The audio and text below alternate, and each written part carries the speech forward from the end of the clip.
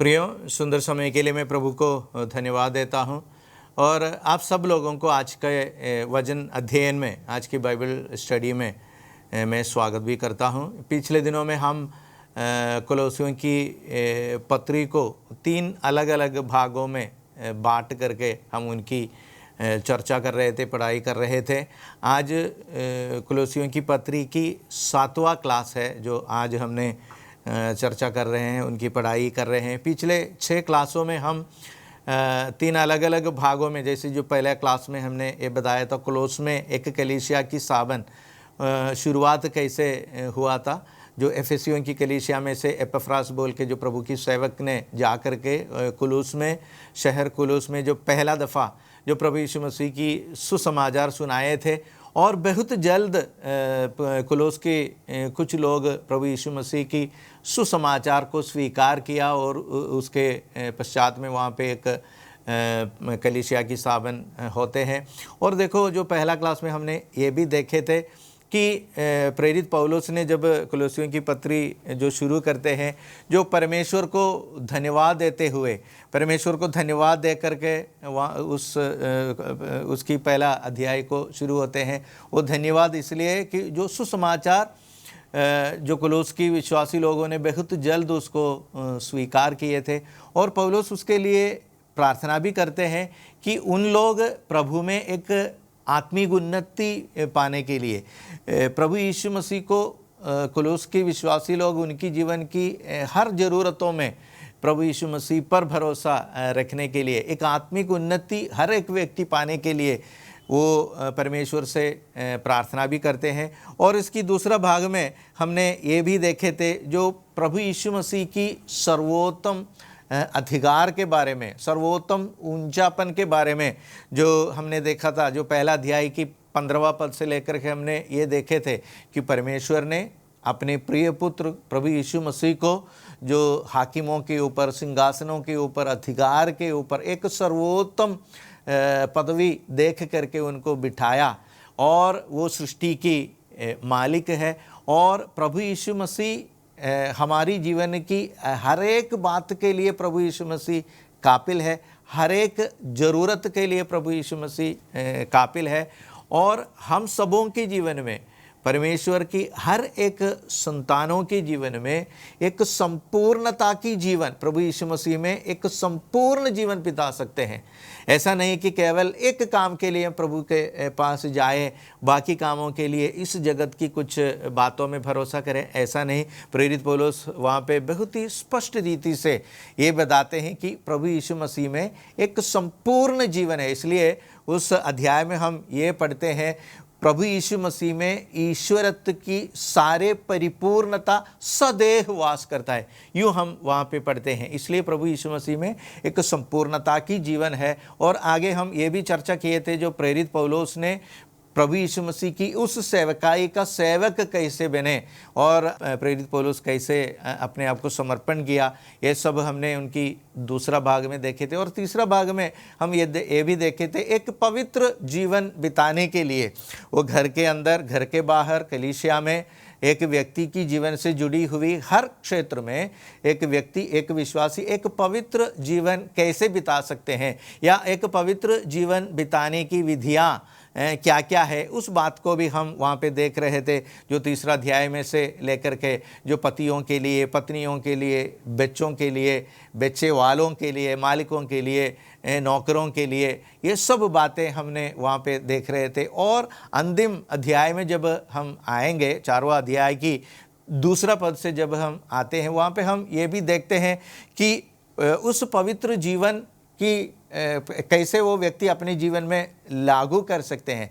व्यवहारिक तौर से एक मसीही व्यक्ति कैसे अपने जीवन के द्वारा जीवन बिता सकते हैं, ये बात को भी वहाँ पे देखते हैं। विस्तार से हम उन बातों में आज जाएंगे। कोलोसियों की पत्री उसकी 4वां अध्याय की दूसरा पद से हम उन बातों को विस्तार में जाएंगे। आज कोलोसियों की पत्री की उस अध्ययन की 7वां क्लास है। तो वहाँ पे हम दूसरा पद में हम पढ़ते हैं, प्रार्थना में लगे रहो और धन्यवाद के साथ तुम उसमें जागृत रहो।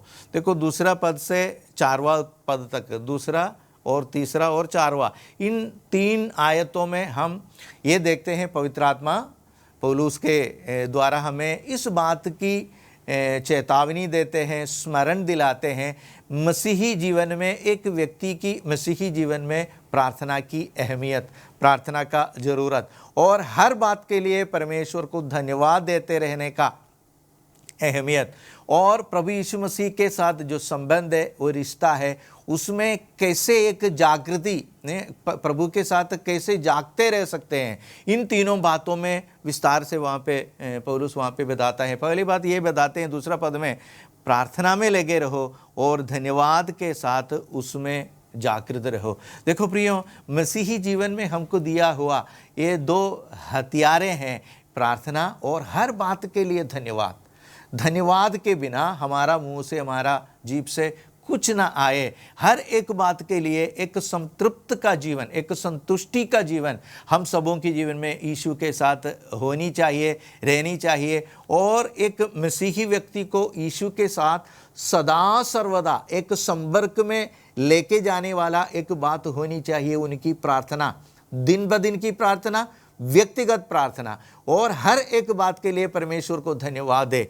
तो ऐसा ही एक व्यक्ति, देखो प्रियो, मसीही जीवन एक धुन का जीवन है, एक आत्मिक उन्माद का जीवन है। क्योंकि जब प्रभु यीशु ने हमको ये बताया, जो मरकुस का सुसमाचार उसकी 14 अध्याय में जब प्रभु यीशु मसीह ने अपने चेलों को प्रार्थना करने के लिए जाकर, जो गेत्सेमनी में प्रार्थना करने के लिए उनको बताता है, उस अध्याय की 14वां अध्याय की 38वां पद में हम इस बात को प्रभु यीशु मसीह उसको कहते हुए हम देखते हैं, हम ये जानते हैं, यीशु ने उस अंतिम कड़ी के समय इस जगत के लोगों से, अपने चेलों से विदा करके जाते समय वो अपने परमेश्वर के साथ, अपने पिता के साथ एक शांत समय प्रार्थना में बने रहने के लिए जाते हैं। उन तीनों चेलों को वहाँ पे छोड़ करके उसको प्रार्थना करने का आज्ञा दे करके आगे जा करके प्रार्थना करते हैं। फिर जब वो वापस आते हैं, अपने लोग सोते हुए उनको पाते हैं। फिर उसको ये बताते हैं, देखो, जागते और प्रार्थना करते रहो, जागते और प्रार्थना करते रहो ताकि तुम परीक्षा में ना पड़ोगे। देखो प्रियो, हम सबों की जीवन में, मसीही जीवन में एक व्यक्ति की निरंतरता की संबंध है पर प्रभु के साथ, परमेश्वर के साथ आत्मा में एक होकर के एक निरंतरता की रिश्ते के द्वारा ही शैतान की, दुष्ट की उस परीक्षाओं में से अपने आप को बचा करके रखने का एक शक्ति और सामर्थ्य हम पा सकेंगे प्रियो। इसलिए प्रभु हमको खास करके इस बात का याद दिलाते हैं, परीक्षा में ना पढ़ने के लिए यहाँ पे बताते हैं, जागते रहो और प्रार्थना करते, जागते रहो, आत्मा में जागते रहना है, यीशु के साथ, परमेश्वर के साथ, आत्मा के साथ, परमेश्वर की आत्मा के साथ मेरी आत्मा एक हो करके एक निरंतरता की, एक जागते रहने वाला एक रिश्ता उनके साथ कायम रखने के लिए प्रभु हमसे आज्ञा देते हैं, स्मरण दिलाते हैं। और वहाँ पे ये भी बताते हैं, एक मनुष्य का जीवन का दुर्बलता या उनकी कमी, यहाँ पे बताता है, आत्मा तैयार है लेकिन शरीर दुर्बल है। देखो प्रियो, हमारा परमेश्वर, हमारा पिता, हमारा हर एक दुर्बलताओं को, कमी खटी को जानने वाला प्रभु है। उस कमी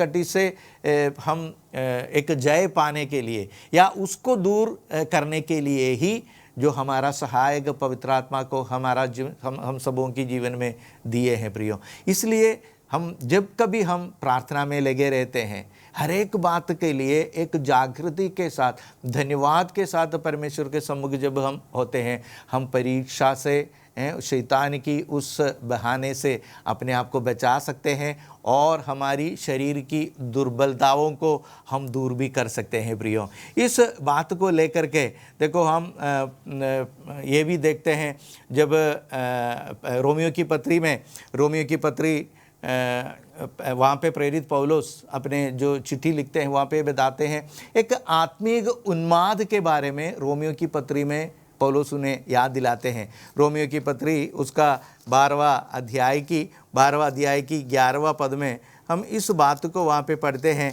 आत्मिक उन्माद में बने रहो। वहाँ पे यूँ पढ़ते हैं, आत्मिक उन्माद में भरे रहो, प्रभु की सेवा करते रहो। देखो, एक जागृति, एक आत्मिक उन्माद में यीशु के साथ बने रहना हम सबों से, परमेश्वर की हर एक बच्चों से परमेश्वर चाहते हैं प्रियो। देखो, हम ऐसा एक उदाहरण हम बता सकता है, जब एक सैनिक, एक साधारण सा व्यक्ति जब फौज में, एक सेना में जब भर्ती होते हैं, उनकी निजी जीवन की हर एक बातों को वो छोड़ करके उस सेना की विधियों के अनुसार, उस सेना की नियमों के अनुसार, उस बातों में वो अपने आप को समर्पित करते हैं, उस अपने आप को उन बातों में वो लगे रहते हैं, जुड़े रहते हैं।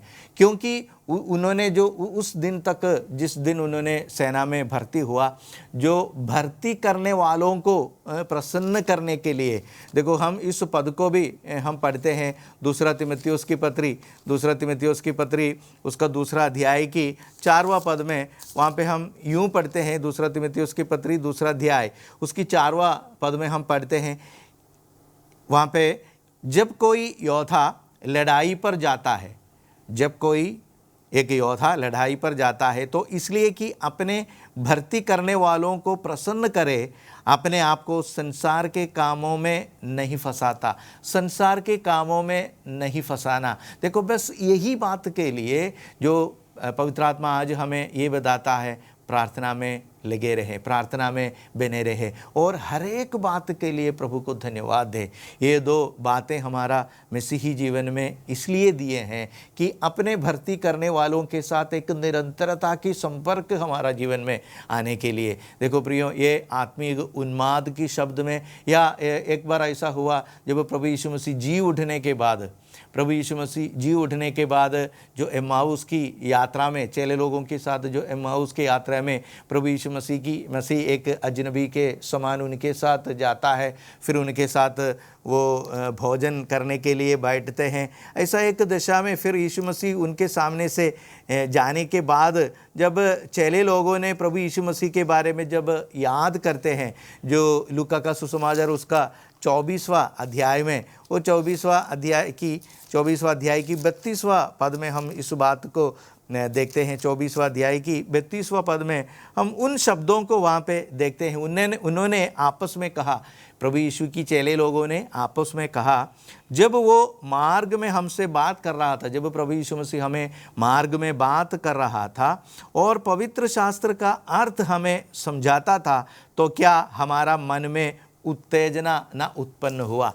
देखो, ये एक आत्मिक उन्माद है, एक उत्तेजना है, एक आत्मिक ज्वलन है। ये प्रभु यीशु मसीह के साथ एक संबंध है। इस संबंध में हम सबों को लगाए रहने के लिए प्रार्थना और हर एक बात के लिए धन्यवाद देना जरूरी है। हमको दिया हुआ 2 आत्मिक हथियारें हैं, प्रार्थना में बने रहे, हर बात के लिए परमेश्वर को धन्यवाद दे। हम जब वापस आए उसकी तीसरा, कुलोसियों की पत्री 4वां अध्याय की 3 और 4 पदों को जब हम देखते हैं, प्रेरित पौलुस प्रार्थना करने के लिए कुलोस के विश्वासियों के बताते हैं, साथ साथ अपने लिए प्रार्थना करने के लिए 3 पद में हम वही देखते हैं, और इसके साथ ही साथ हमारे लिए भी प्रार्थना करते रहो कि परमेश्वर हमारे लिए वचन सुनाने का ऐसा द्वार खोलने के लिए। देखो प्रियो, कितना नेक विचार, कितना समर्पण है पौलुस। एक प्रार्थना करने का विषय में भी पौलुस को बस यही इच्छा है, परमेश्वर ने उन्हें नए नए द्वारें खोल दे, सुसमाचार बताने के लिए, प्रभु यीशु मसीह को पेश करने के लिए, नया नया द्वार खोलने के लिए, हमारे लिए प्रार्थना करने के लिए कुलूस की विश्वासियों को वो बताते हैं, और हम मसीह के उस भेद का वर्णन कर सकें जिसके कारण मैं कैद में हूँ। देखो प्रियो, प्रेरित पौलुस उन्हें ये बताते हैं, देखो मुझे प्रभु यीशु मसीह की उस भेदों के बारे में बताना है, उसके कारण में तो अब मैं कैद में है, आगे भी मेरे जीवन की आगे भी बस मैं यही सेवकाई को करना चाहूँगा, और उसके लिए आप मेरे लिए प्रार्थना करने के लिए। और 4वां पद में, और उसे ऐसा प्रकट करूं जैसा मुझे करना उचित है। देखो, प्रभु यीशु मसीह को ठीक रीति से प्रचार करने के लिए, पेश करने के लिए, आप मेरे लिए, तुम लोग मेरे लिए प्रार्थना करने के लिए पौलुस वहाँ पे उनको बताते हैं। देखो, और अब हम 5वां पद में जब आएंगे वहाँ पे पढ़ते हैं, अवसर को बहुमूल्य समझकर बाहर वालों के साथ बुद्धिमानी से व्यवहार करो। देखो, वहाँ पे बताते हैं अवसर को बहुमूल्य समझना। देखो प्रियो, हम सबों के जीवन में इस बात को जब हम पढ़ते हैं, अवसर को बहुमूल्य समझना, इनका ये मतलब है जो प्रभु यीशु मसीह हमें देख करके गया, उस जिम्मेवारी को निभाने के लिए, उस जिम्मेवारी को पूरा करने के लिए हमारे जीवन में आते हुए हर अवसरों को हम इस्तेमाल करें। यही पवित्र आत्मा हमारा जीवन से चाहते हैं, अवसरों को बहुमूल्य समझना। अवसर कहाँ पे आते हैं? हमारा प्रतिदिन की, हमारा पड़ोसनों के साथ, हमारे साथ काम करने वालों के साथ, मित्रों के साथ, हमारा रिश्तेदारों के साथ, उनकी संगतियों में उनके साथ बात करने का समय, तुम्हारे जीवन में मिलता हुआ हर एक अवसरों को तो बहुमूल्य समझना। बहुमूल्य का ये मतलब है प्रभु तुम्हारे जीवन में एक मौका दिया। किसके लिए दिया? प्रभु यीशु मसीह को पेश करने के लिए दिया। प्रभु यीशु मसीह को पेश करने के लिए तुम्हारा जीवन का हर एक मौकाओं को, परिस्थितियों को तो इस्तेमाल करने के लिए बताते हैं। और वहाँ पे ये बताए बाहर वालों के साथ बुद्धिमानी से व्यवहार करने के लिए बताते हैं। बुद्धिमानी से व्यवहार करना केवल किस बात का बुद्धिमान, किस बात का ज्ञान के बारे में बताते हैं? जो प्रभु यीशु मसीह स्वयं हमारा ज्ञान हो। परमेश्वर ये बताते हैं, जो पहला कुरिन्थियों की पत्री उसका पहला अध्याय, वो पहला अध्याय की 30वां पद में इस बात को वहाँ पे प्रेरित पौलुस बताते हैं, परंतु उसी की ओर से, परमेश्वर की ओर से तुम मसीह यीशु में हो। पहला कुरिन्थियों की पत्री पहला अध्याय की 30वां पद में हम पढ़ते हैं, उसी की ओर से, परमेश्वर की ओर से तो प्रभु यीशु मसीह में है, और मसीह परमेश्वर की ओर से हमारे लिए वो ज्ञान ठहरा है। देखो प्रियो, हम सबों को दिया हुआ स्वर्ग का ज्ञान है प्रभु यीशु मसीह। अभी बुद्धिमानी के साथ हमारा जीवन में आते हुए हर परिस्थिति में व्यवहार करो, इसका ये मतलब है इस जगत का कोई बुद्धि के बारे में नहीं, बल्कि परमेश्वर ने स्वयं हमको दिया हुआ स्वर्ग का उस ज्ञान के बारे में।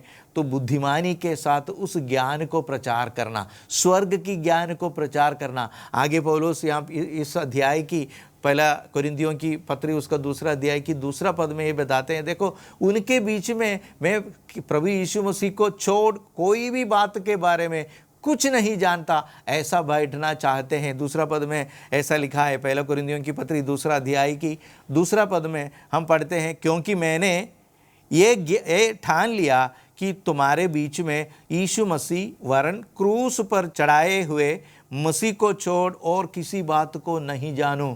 देखो प्रियो, हमारे जीवन में आते हुए हर परिस्थितियों में, हर अवसरों पर बस हम ऐसा बैठेंगे, देखो मुझे अगर बताना हो यीशु के बारे में ही बताना है, इसके अलावा इस जगत की कोई ज्ञान, कोई जानकारी, कोई खबर इसके बारे में मुझे ना बताना है। बस जो परमेश्वर ने मेरे जीवन में दिया हुआ स्वर्ग का ज्ञान है प्रभु यीशु मसीह, बस मैं उसके बारे में ही बताऊंगा, उसके छोड़ उसके अलावा मुझे कुछ नहीं मालूम। ऐसा बैठने के लिए प्रेरित पौलुस चाहता है। ये हमारे जीवन का एक अच्छा नमूना है प्रियो, क्योंकि जब कभी हमारा जीवन में ऐसा अवसर आता है, मौका आता है प्रभु यीशु मसीह को पेश करने के लिए, उन अवसरों को अच्छी रीति से ज्ञान के साथ तुमको इस्तेमाल करना हो, तुम प्रभु यीशु मसीह को पेश करना चाहिए। और उन बातों को कैसे बताना है, कुछ धोखा इसकी 4वां पद में ये बताता है, और मेरे वचन और मेरे प्रचार में ज्ञान की लुभाने वाली बात नहीं, इस जगत का कोई ज्ञान नहीं, या मैं तुमसे कुछ पाऊँ, मुझे कुछ पाना है तुमसे, ऐसा कुछ बात नहीं, परंतु आत्मा और सामर्थ्य का प्रमाण, आत्मा और सामर्थ्य का प्रमाण, वो प्रमाण के साथ उस ज्ञान को बांटना चाहिए। इस बात को वहाँ पे बताते हैं प्रियो। और 5वां पद में हम और भी पढ़ते हैं, इसलिए कि तुम्हारा विश्वास मनुष्यों के ज्ञान पर नहीं, इस जगत का ज्ञान पर नहीं, परंतु परमेश्वर की सामर्थ्य पर निर्भर है, परमेश्वर की सामर्थ्य पर निर्भर है। ऐसा एक बात, इसलिए प्रियो हमने कोलोसियों की पत्री में पढ़ करके सुना कि अवसर को बहुमूल्य समझे। देखो हमारे जीवन में आते हुए अवसरों को हम प्रभु यीशु मसीह को पेश करने के लिए, यही कोलोसियों की पत्री उसका पहला अध्याय की 27वां पद में हम पढ़ते हैं, महिमा की आशा। देखो उन अवसरों पर हम प्रभु यीशु मसीह को कैसे पेश करेंगे। यहाँ पे 27वां पद में हम पढ़ते हैं, उस भेद ये है कि महिमा की आशा मसीह तुम में वास करता है। इस बात को पेश करने वाला, इस बात को बांटने वाले में से हम बने। और 28वां पद में मैं अभी पढ़ रहा हूँ कोलोसियों की पत्री पहला अध्याय की 27 और 28वां पदों, और जिसका प्रचार करके हम हर एक मनुष्य को चेतावनी देते हैं, सारे ज्ञान से हर एक मनुष्य को सिखाते हैं कि हम हर एक व्यक्ति को मसीह यीशु में सिद्ध करके उपस्थित करें। यही बात है जो हमारी जीवन में आते हुए हर अवसरों को हम कैसे इस्तेमाल करें। बस यही है, तुम में प्रभु यीशु मसीह वास करता है और तुम में एक संपूर्णता की जीवन प्रभु यीशु मसीह में है, और उस व्यक्ति को सिद्ध बना के परमेश्वर के सम्मुख, प्रभु यीशु मसीह के सम्मुख पेश करें। यही हमारी प्रयास होनी चाहिए, यही हमारी सेवकाई होनी चाहिए। इसके लिए तुम्हारी जीवन में आते हुए हर अवसरों को तो इस्तेमाल कर, उस बात के लिए वहाँ पे बताते हैं 5वां पद में। और देखो जब हम 6वां पद में आते हैं, तुम्हारा वचन सदा अनुग्रह सहित, तुम्हारा वचन, तुम्हारा मुँह से निकलता हुआ हर एक शब्द अनुग्रह के साथ होनी चाहिए, और सलोना हो कि तुम्हें हर मनुष्य को उचित रीति से उत्तर देना चाहिए। देखो प्रियो, प्रभु हमको एक बात बताया था कि तुम्हारा हृदय में जो भरे हैं वही तुम्हारा मुंह से, जीभ से बाहर आएंगे। प्रभु यीशु मसीह इस बात मत्ती का सुसमाचार उसका 12वां अध्याय में बताते हैं। इधर कोलोसियों की पत्री में हम प्रेरित पौलुस हमें ये बताता है, देखो तुम्हारा वचन, तुम्हारा बातें हमेशा अनुग्रह के साथ होनी चाहिए और सलोना होना चाहिए। देखो एक व्यक्ति को बनाने वाला, बढ़ाने वाला है, अगर उस व्यक्ति के जीवन में प्रभु यीशु नहीं हो, उस व्यक्ति के जीवन में यीशु को देने वाला एक बात, यीशु को दिखाने वाला ये बात, अगर उस व्यक्ति के जीवन में यीशु होता तो उस व्यक्ति के जीवन में यीशु में और भी बढ़ने वाली बात। हमेशा तुम्हारी बात, तुम्हारा वचन अनुग्रह के साथ। देखो प्रियो, अनुग्रह कहाँ से आते हैं? वो मेरी अपना अनुग्रह नहीं, जो प्रभु यीशु मसीह से जो अनुग्रह में पाता है वही अनुग्रह में दे भी सकता हूँ। अगर यीशु मसीह से अनुग्रह में नहीं पा सकते तो किसी और के साथ उस अनुग्रह की शब्द, उस अनुग्रह की वचन मेरे में से बाहर नहीं आएंगे प्रियो। इसलिए पवित्र आत्मा आज हमें इस बात की बात करते हैं कि तुम हमेशा अनुग्रह के साथ, प्रेम मोहब्बत के साथ, दया और करुणा के साथ, सहनशीलता के साथ, एक व्यक्ति की कमी खटी जानकर, उनकी दशा जानकर उसको बढ़ाने वाला एक बात हमेशा तुम्हारा जीवन से आने के लिए बताते हैं। देखो प्रिय, प्रभु हमको ऐसा बताया था, अगर तुम्हारा हृदय के अंदर बुराई भरे पड़े हैं तो तुम्हारा मुंह से बुराई भी आएगा। अगर भलाई है, भलाई आएगा, बुराई है, बुराई आएगा। लेकिन न्याय का दिन अगर तुम्हारा जीभ से बुराई का शब्द तुम्हारा जीवन से आते हैं तो उसका न्याय तुम्हारा जीवन में होगा। अगर भलाई तुम्हारा जीवन में आते हैं तो उसका प्रतिफल भी मिलेगा। तो वहाँ पे प्रभु यीशु हमको ये बताता है, तुम्हारा मुंह से आते हुए उन शब्द, उन वचन ही न्याय का दिन तुम्हारा जीवन में, दंड की आज्ञा तुम्हारा जीवन में आ सकता है। इसलिए प्रियो, ये एक चेतावनी है, अपने आप को जांचने वाली बात है, अपने जीवन को स्मरण करने वाली एक बात यह है कि हमारा मुंह से निकलने वाली बात वो हमेशा क्या है? एक व्यक्ति को एक आत्मिक उन्नति पाने वाला बात है। देखो प्रियो, हमारा मुंह में जो जीभ है वो एक व्यक्ति को आशीष करने के लिए इस्तेमाल कर सकता है, उसको श्राप करने के लिए भी इस्तेमाल कर सकता है। प्रभु हमसे ये चाहता है तो हमेशा आशीष देने वाला, आशीष करने वाले में से बने। प्रभु हमसे यही चाहते हैं प्रियो। इसलिए देखो, एक बार ऐसा हुआ जब प्रभु यीशु मसीह के पास उस व्यभिचार में पकड़ा हुआ वो भिजार में पकड़ा हुआ स्त्री को लेके आए थे। तो उनके साथ कुछ लोग आकर के उसको पथरवाह करने के लिए जो हाथों में बड़े बड़े पत्थर लेके यीशु मसीह के पास आकर के ये पूछते हैं, क्या मैं इस स्त्री को व्यभिचार में पकड़ा गया है? मैं हम इसको मूसा के नियम के आधार पर इसको पथरवाह कर कर मार डालूं? तो प्रभु यीशु मसीह उसको थोड़ा समय के बाद उसको ये बताते हैं, तुम में से जो व्यक्ति पहला इन्हें पत्थर मारे जो अब तक पाप नहीं किए हो। देखो प्रियो, यहाँ पे कुलोसियों की पत्री में हम ये पढ़ते हैं, तुम्हारा वचन हमेशा अनुग्रह के साथ होनी चाहिए, वो सलोना हो कि हर एक मनुष्य को बनाने वाली बात होनी चाहिए। देखो वो व्यभिचार में पकड़ा हुआ उस स्त्री को कोई वो उन लोगों में से कोई उसको पथरवाह नहीं किया, एक के पीछे एक करके सब लोग वापस चले गए, लेकिन अंतिम में रह गया प्रभु यीशु मसीह और वो स्त्री अकेला। तो उस स्त्री को प्रभु यीशु मसीह ने ऐसा पूछा, उन लोग आपको कुछ नहीं किया? तो स्त्री ने बोला, हाँ प्रभु, कुछ नहीं किया।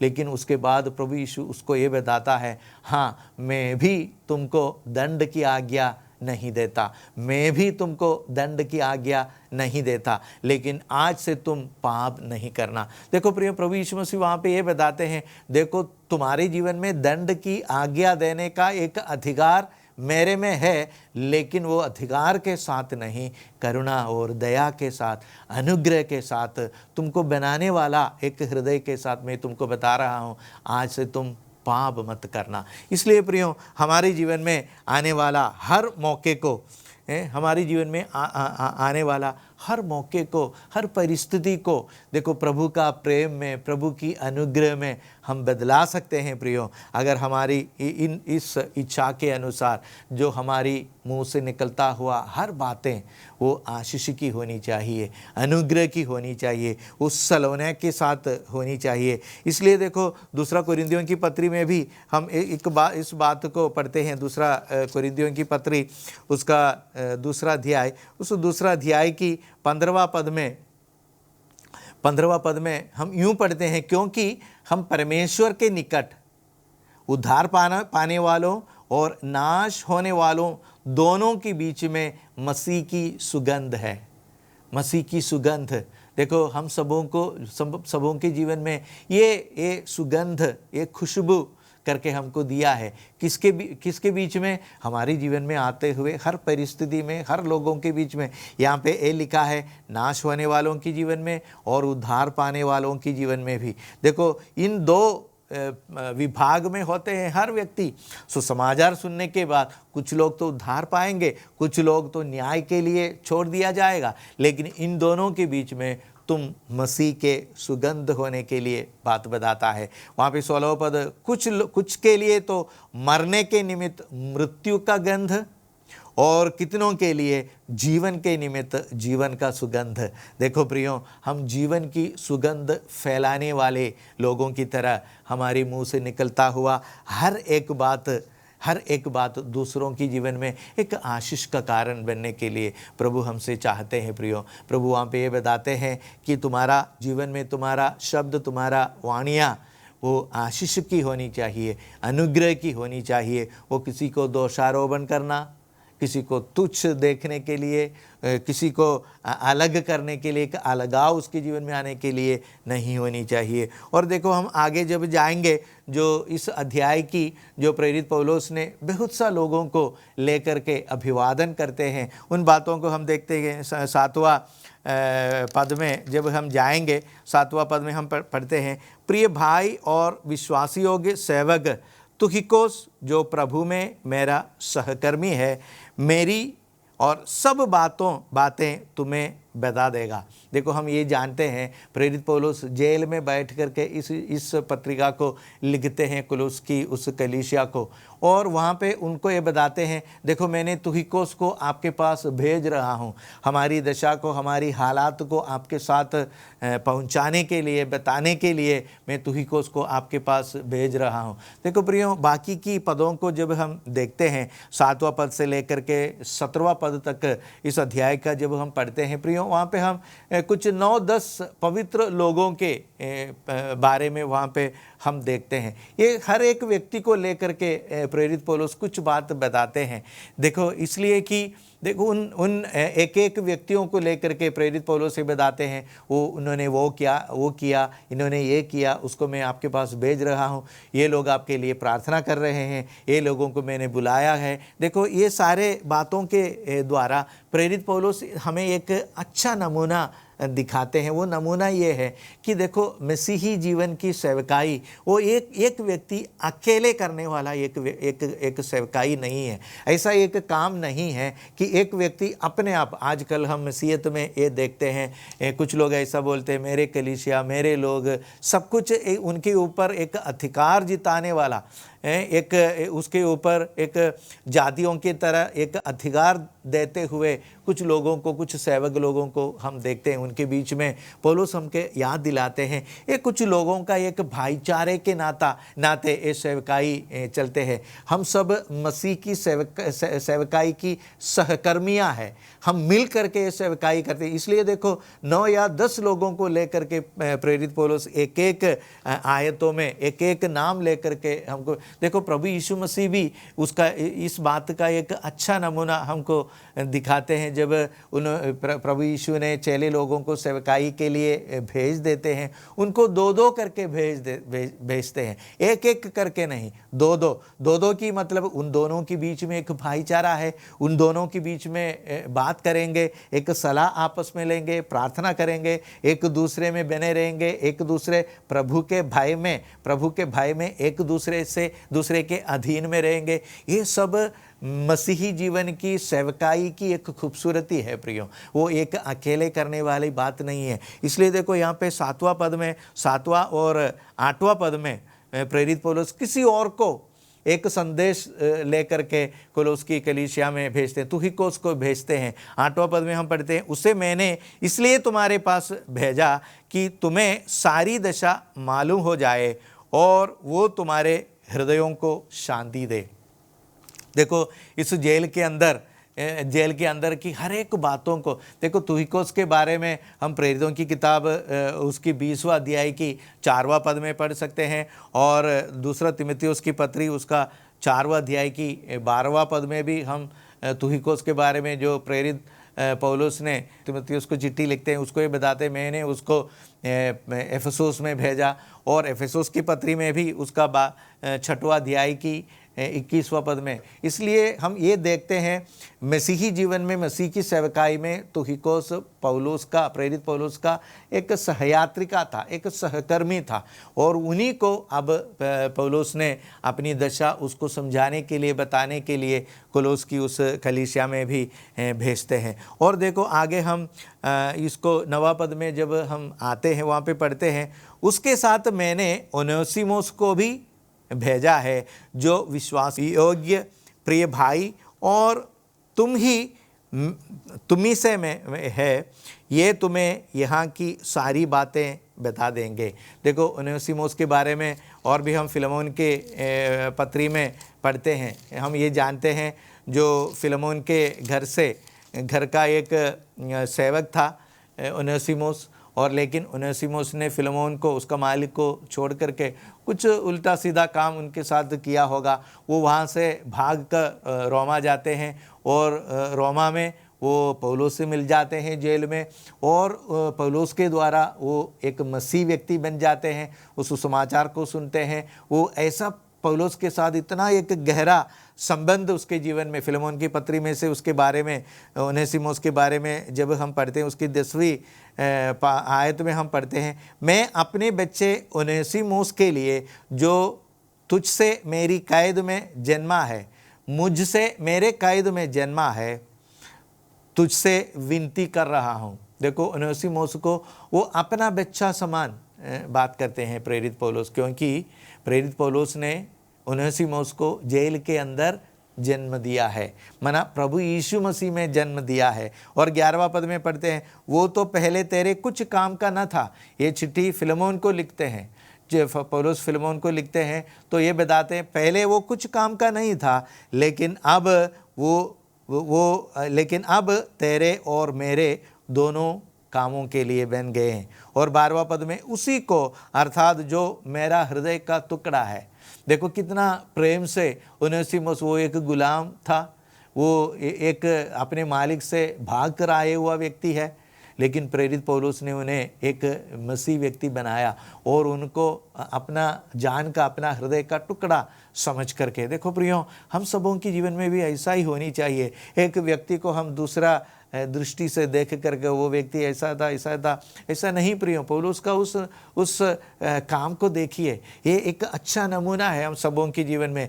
इस जगत के हिसाब से, समाज के हिसाब से हर एक व्यक्ति के जीवन में ऊंच नीच की हर एक बातें हो सकता है, लेकिन जब प्रभु में जब आएंगे, प्रभु में आने के बाद उस व्यक्ति को अपना भाई समझ करके देखने का, उनसे बर्ताव करने का, उनके बहुत सा प्रेम से उनसे बर्ताव करने की एक हृदय हम सबों के जीवन में होना जरूरी है। इसलिए प्रेरित पौलुस उनेसिमुस को यूँ बताते हैं, वो मेरा हृदय का टुकड़ा है, अब उनको मैं तुम्हारे पास भेज रहा। वो पहले तुम्हारा कोई काम का नहीं था, लेकिन अब तुम्हारा और मेरा काम का है। उस उनेसिमुस को अब प्रेरित पौलुस रोमा का उस जेल से कुलोस भेज रहे हैं और उस फिलेमोन के पास भी भेज रहे हैं। वो फिलेमोन, हम जानते हैं फिलेमोन कुलोस कलीसिया का एक विश्वासी था, तो उनके पास भेजकर 9वां पद में हमने वही पढ़ रहा था।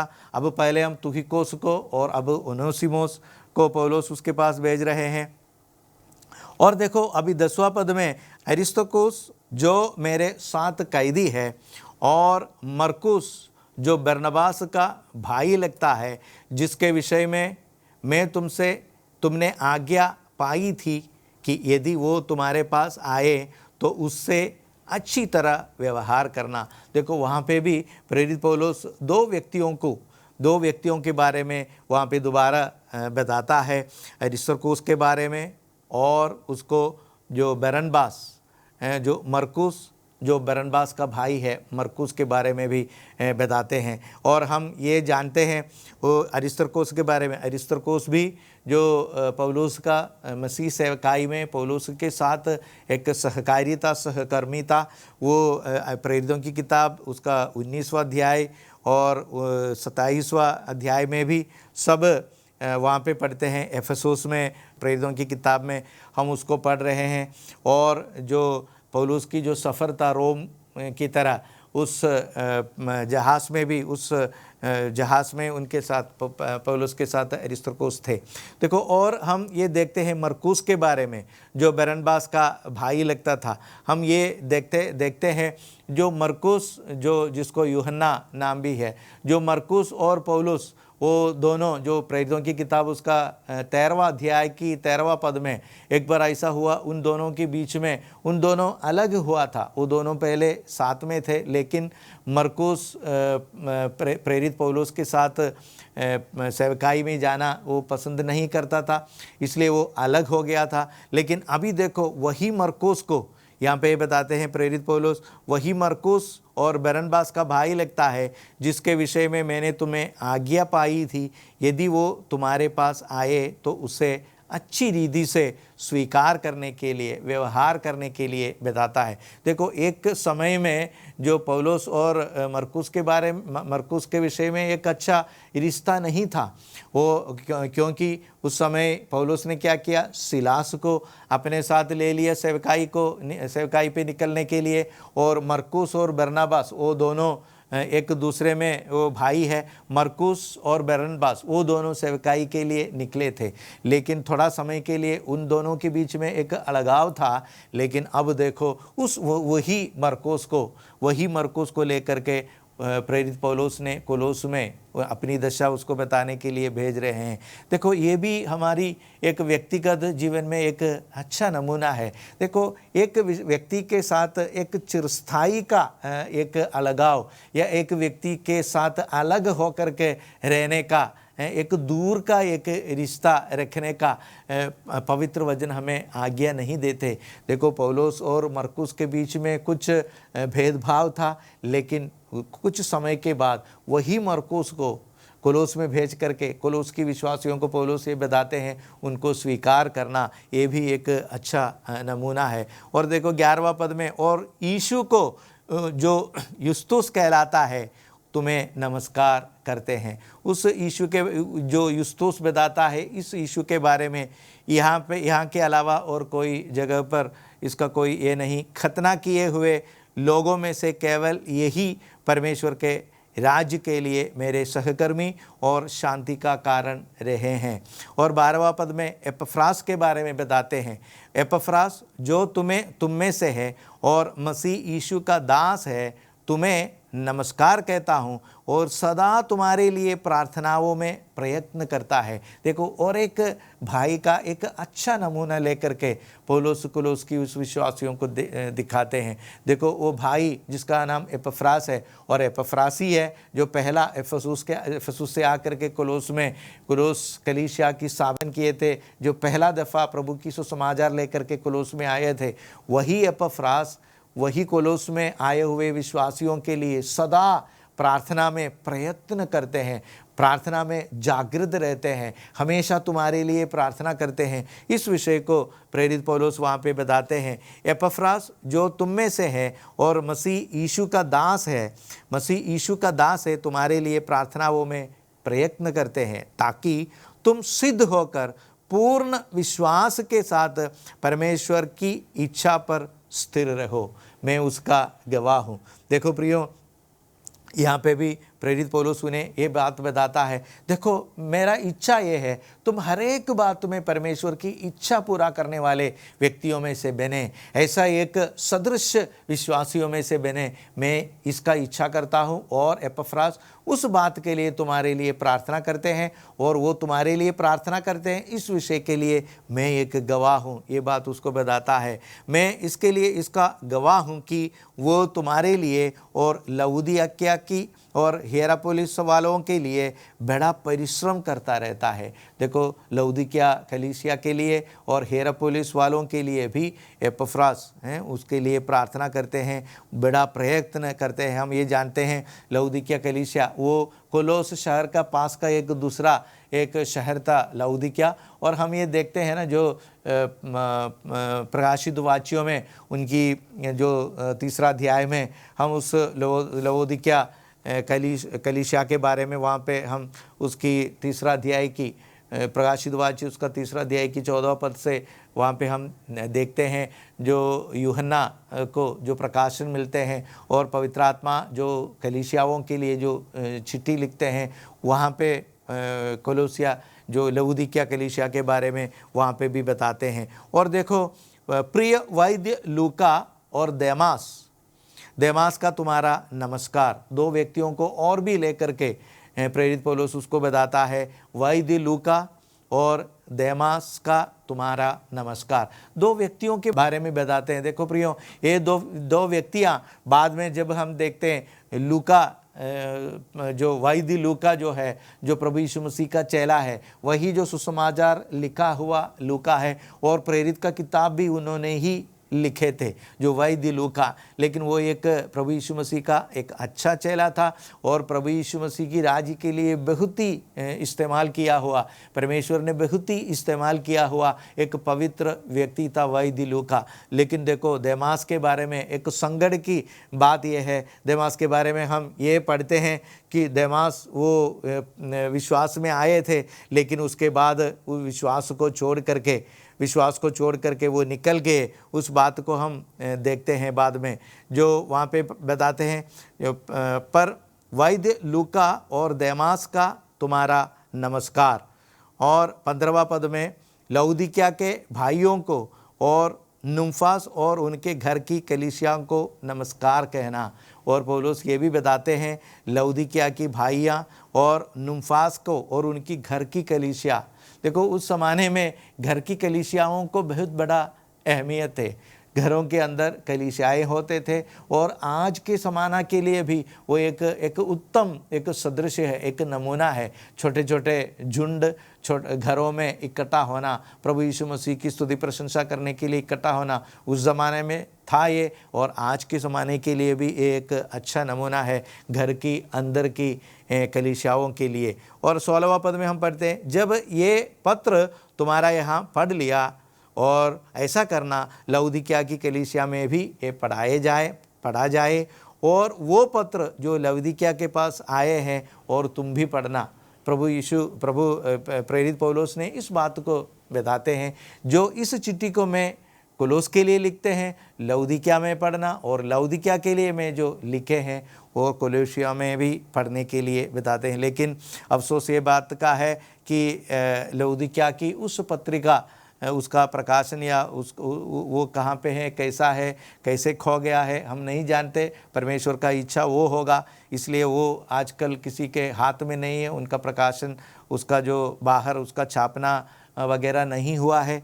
बस प्रेरित पौलुस यूँ बताते हैं। और 17वां पद में हम और भी देखते हैं, अर्खिप्पुस के से कहना, जो सेवा प्रभु में तुझे सौंपी गई है उसे सावधानी से पूरा करना। देखो, वो प्रिय भाई को, जो कुलोस का प्रिय भाई को पौलुस ये बताते हैं, जो सेवकाई उसको दिया है उसको पूरी रीति से, अच्छी रीति से, प्रभु की इच्छा के अनुसार उसको पूरा करने के लिए प्रेरित पौलुस उसको याद दिलाते हैं। और अंतिम पद में, जो 18वां पद में, मुझ पौलुस का अपने हाथ से लिखा हुआ नमस्कार। देखो, शायद ऐसा होगा अब तक इस 17वां पद तक किसी और से पौलुस ने ये चिट्ठी लिखवाया होगा, लेकिन अब प्रेरित पौलुस स्वयं इस चिट्ठी को लिखते हुए यूँ बताते हैं, अपने हाथ से लिखा हुआ नमस्कार, मेरी जंजीरों को स्मरण करना। इसका ये मतलब है, मेरे लिए इस दशा में, अभी मैं जेल में काट रहा हूँ, समय के लिए, मेरी पीड़ाओं के लिए, मेरी उपद्रवों के लिए,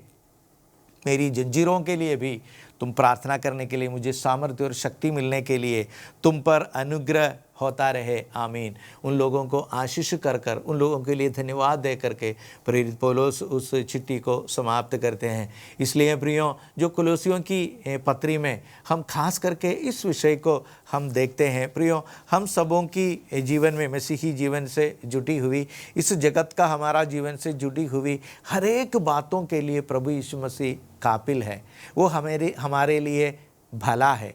जो प्रभु यीशु मसीह में हम सबों को एक संपूर्णता की जीवन है। हमारी जीवन की हर एक बात के लिए वो हमारा सहायता कर सकता है, हमें उद्धार दे सकता है, हमें हर बात में हमें चिता सकता है, समझा सकता है। और प्रभु यीशु मसीह के साथ एक दिन ब दिन की जीवन, कोलोस की पत्री उसका 2 अध्याय की 6वां पद में हम यही पढ़ते हैं, जैसे हमने प्रभु को स्वीकार किया, उसके साथ दिन ब दिन का एक भाईचारे में चलने के लिए प्रेरित पौलुस पवित्र आत्मा के द्वारा हमें याद दिलाते हैं। इसलिए प्रियों, उसकी 7वां पद में, 2 अध्याय की 7वां पद में वो हमारी प्रतिदिन की जीवन बने। वहाँ पे यूँ पढ़ते हैं, उसमें जड़ पकड़ कर, विश्वास में अधिकाधिक बढ़कर और धन्यवाद देने में अधिकाधिक बढ़कर